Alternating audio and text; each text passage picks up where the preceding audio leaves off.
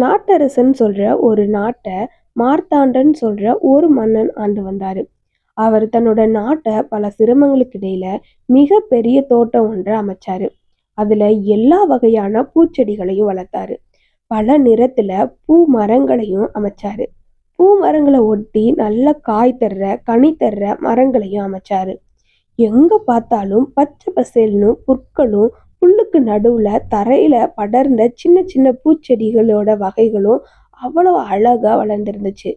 மரங்களும் புதர்களும் உயர்ந்த ஜாதியான பறவைகளும், முயல், அணில் இப்படி அநேக பறவைகளையும் வளர்த்தாரு. வைரத்தை தங்கத்தால பதிச்சது மாதிரி பொன்னிற புள்ளிமான்களும் அந்த தோட்டத்துல அங்கும் துள்ளி ஓடிக்கிட்டு இருந்துச்சு. அந்த தோட்டத்தை பார்த்தாலே மனசு அமைதியாகும், கவலையெல்லாம் மறந்து போகும். அப்படி ஒரு அற்புதமான தோட்டத்தை அமைச்சிருந்தாரு அந்த நாட்டு மார்த்தாண்டன் மன்னன். அந்த தோட்டத்தை பார்க்க வர்ற மக்களும் பல நாட்டு அரசர்களும் ராஜாக்களும் அதை பார்த்து ரசிப்பாங்க. ராஜாவை ரொம்ப புகழ்ந்து பேசுவாங்க. இப்படி ஒரு பூந்தோட்டத்தை எங்கேயும் நாங்கள் பார்த்ததில்ல. எங்களோட கவலை எல்லாமே போயிடுச்சு, மனம் அமைதியாயிடுச்சு, மனசெல்லாம் சந்தோஷமாயிடுச்சு அப்படின்னு ராஜாவை ரொம்பவும் புகழ்வாங்க.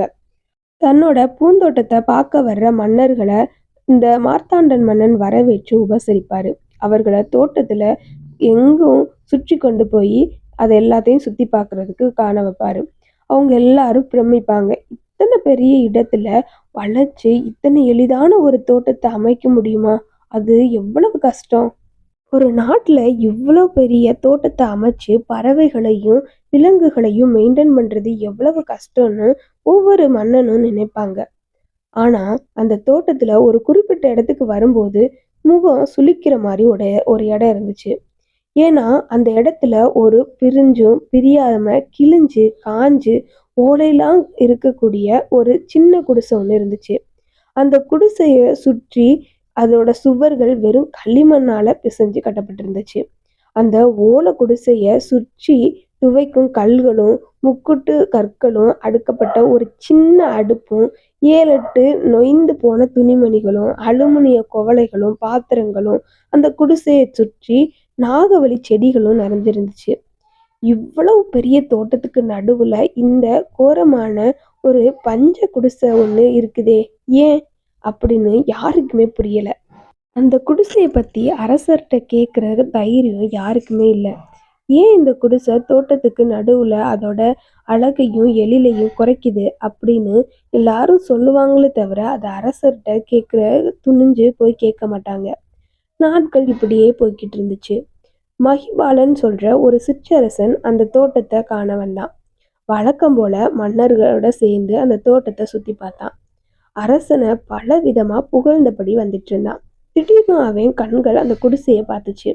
உடனே முகம் வாடி போன அவன், இத்தனை அழகான தோட்டத்துக்கு நடுவுல இந்த ஏழ்மையான தோற்றம் கொண்ட குடிசை ஒண்ணு இருக்கிறதுக்கு ஏதாவது ஒரு காரணம் இருக்கும் அப்படின்னு நினைச்ச அவன் உடனே அரசர்கிட்ட, மன்னா, இந்த அழகான தோட்டத்துக்கு நடுவுல இந்த எளிய குடிசை இருக்கிறதுக்கு காரணம் என்ன அப்படின்னு கேட்டான்.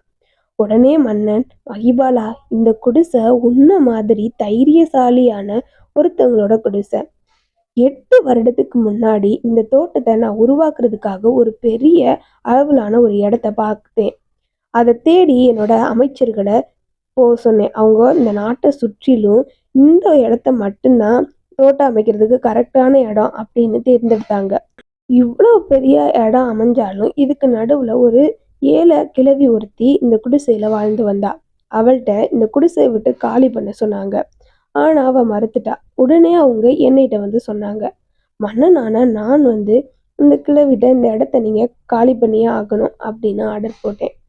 ஆனா அந்த கிழவி ரொம்பவும் தைரியத்தோட, நான் காலி செய்ய மாட்டேன், இந்த இடத்த விட்டு நான் போக மாட்டேன் அப்படின்னு சொன்னான்.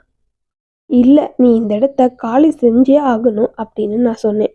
ஆனா அந்த பொண்ணும், மன்னா, இது என் பாட்டன் பூட்டன் காலத்து குடிசை, இத நான் அழிகிறதுக்கு ஒரு நாளும் விரும்பல.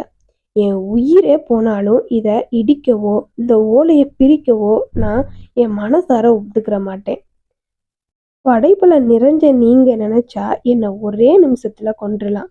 என்னைய கொன்னுட்டு நீங்க இந்த இடத்துல தோட்டத்தை அமைச்சாலும் கடவுள் அதுக்கான தண்டனைய கண்டிப்பா உங்களுக்கு கொடுத்தே ஆவாரு அப்படின்னு சொன்னா. ரொம்பவும் அழுகவும் ஆரம்பிச்சா.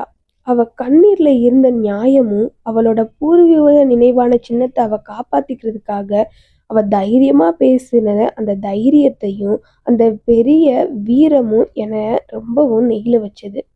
அவளோட மன உணர்வுகள நான் மதிச்சேன். நான் இந்த குடிசைய அகற்றல. இந்த தோட்டத்த உருவாக்கி 4, 5 வருஷத்திலேயே அந்த கிழவி இறந்துட்டா. அவளுக்கு பின்னாடி இந்த குடிசைய ஆள்றதுக்கு யாரும் எந்த ஒரு சந்ததியும் இல்ல. ஆனாலும் அந்த கிழவியோட உணர்வும், வீரமும், அவளோட கண்ணீரும் அது எல்லாத்துக்கும் நான் மதிச்சேன். அந்த மதிப்ப அவளுக்கு கொடுக்கணும்னு நெனச்சேன். அதனால இந்த குடிசைய நான் அகற்றல. அந்த குடிசைய பத்தி உண்மைய மார்த்தாண்டன் மன்னன் சொல்லி முடிச்சாரு. பேரரசோட பெருந்தன்மையையும், நல்ல பண்பையும் மகிபாலன் நெனச்சு வியந்து அவர பாராட்டுனான். இந்த கதையிலிருந்து நம்ம என்ன தெரிஞ்சுக்கிறோம்னா, மனிதர்களாகிய நாம மற்றவர்களோட மன உணர்வுகள மதிக்கணும். யாரையும் மனநோக செஞ்சா அது தவறு. மன்னரோட பெருந்தன்மையான குணத்த நீங்களும் கடைபிடிங்க.